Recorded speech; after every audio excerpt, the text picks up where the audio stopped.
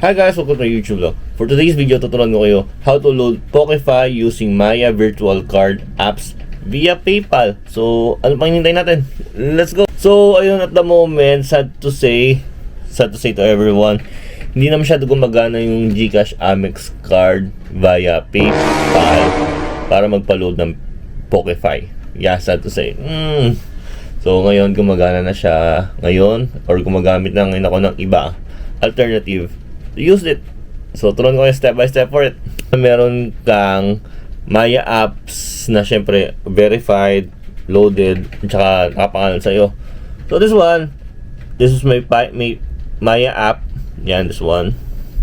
So, meron siyang 3,200. Yeah. Ayun yung pang load ko. So, click cards. Yung nasa may gilid. After you click cards, you will see this kind of virtual. So, meron akong Maya app na may Maya card ako na for physical card, meron akong online card. So we're gonna use the online card kasi yun yung kailangan talagang guaranteed to use it. Tapos yan, sunod mo is yung my online card. So nandito yung mga information mo, nakatakip yan through dahil sa privacy at security setting. So para makuha mo yung mismong details niyan, pwede mo pindutin yung copy number or i-click mismo card, mabaview mo siya. So, hindi ko napapakita yan. Syempre, common sense naman. After you view that, you open your PayPal account. This is my PayPal account right now. 00. Ayan. So, after that, ayan, makikita nyo, walang laman. Pipindutin mo yung wallet. Ito yung wallet ko, which is, ngayon, physical card na lang ng GCash yung naka-link. Kasi in this kind of April to 2026 American Express cards from GCash is no longer available. Yun kaya wala na siya, hindi siya gumagana sa PayPal. Ayan, so I'm just gonna press add new sa gilid, add new. After that, pagkalagay mo ng add new, yung mga details from Maya app, virtual app ilalagay mo, kasi bawal screenshot to. So yan, automatic lalabas Visa. So yan, meron na ako dyan sa baba yung mga details. Kung may Visa na,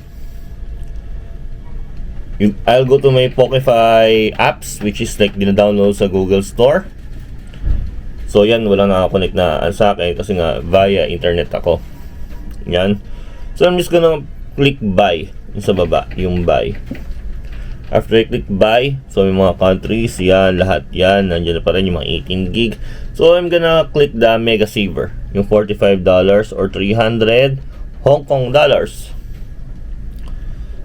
After that, pindutin ko lang tong 18 gig. Ayan, nakita nyo yan sa baba. So I'm just gonna press buy. So yun yung PayPal confirmation. So kasi pag ginamit ko yung debit card, maglilista pa ako sa baba yung mga listing ng mga details. Masyadong hassle.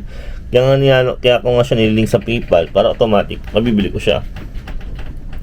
So yan, naka-register naman yung account ko. So alam mo yun, no need for that.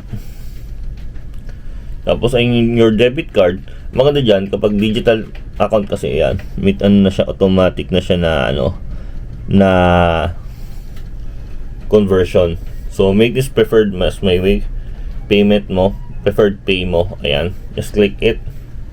Ayan yung conversion niya from 1 peso, so 0.12213 sa Hong Kong dollars. So it's equivalent to 2,947. So parang $45. Ganun din yun, almost the same. At the rate ngayon at the moment is 61 pesos. Yan, so thank you for using Pokefy apps, PayPal apps. Ayan. Yan, payment successfully 360. So kumakagat siya, kumagana yung PayPal sa PayMaya or Maya apps. Kasi at the moment, kasi may 500 MB na lang yun, ngayon naloadan na siya ng 18 gig. So yun yung suma total. And yung makikita mo yan via apps ng Maya apps. Tapos sa email, ganyan. Tapos pag tingnan ko yung Maya apps ko, na-deduct na siya. Automatic deduction na siya. So 3,200 siya kanina. Ilan na lang siya, ayan Ayos din. Tapos pag tingnan mo yung mismong apps mo, kahit hindi nakalagin yung Pokify mo sa connection, mag-auto-update naman siya. Kasi account ko mismo yan eh. Yun na yun. Tapos na yun. Ganun lang kasimple. Sana may natutunan kasi ano ko. Kaya alam naman ako still gumagamit ng Pokify kasi hindi naman lahat accessible from eSIM. Diba? Yung iba nag-eSIM na syempre. Pero ayun nga, mas okay din para sa akin ng Pokify kasi nga malakas ang signal, reliable at kahit saan, proven tested siya. Yun lang din naman. Medyo pricey lang din talaga yung price niya kasi 18 gig is like 2,900. Pero syempre binabayaran mo doon yung comfort, 'di ba? Alam mo hindi ka na maghahanap sa mo sa eSIM mo, 'di ba? Pero rather than that, okay din naman. Sa paggamit naman ng PayPal or Maya apps, yung ginagamit ko kasi hindi ko dinadirect yung debit card ko just in case mahack ako, or 'di ba?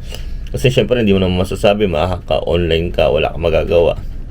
Lalo na pag onboard ako, yung mga OTP ko, alam mo yun, hindi ko marireceive basta-basta.